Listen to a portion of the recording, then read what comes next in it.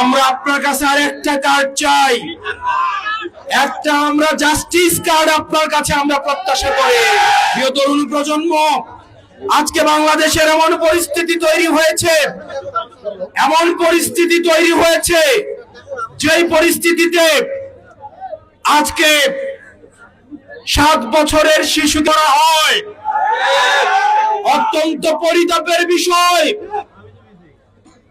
সেই শিশুর বাবা বুঝে গিয়েছে বিচার হবে না, সেজন্য উনি বিচার চাওয়া বন্ধ করে দিয়েছে। মাননীয় প্রধানমন্ত্রী, আপনি আমাদেরকে অনেক কার্ড দিচ্ছেন, ফ্যামিলি কার্ড, আপনি অনেক কার্ড দিচ্ছেন, কৃষক card, family card, well card, LPG card, diesel card, খামারি কার্ড।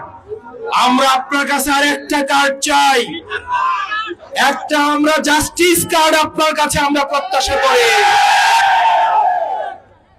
না হয় মনে রাখবেন, আপনি কার্ড বছরে 20টা দেন, জনগণের কাছে থাকে একটা কার্ড, সেটা হচ্ছে লাল কার্ড।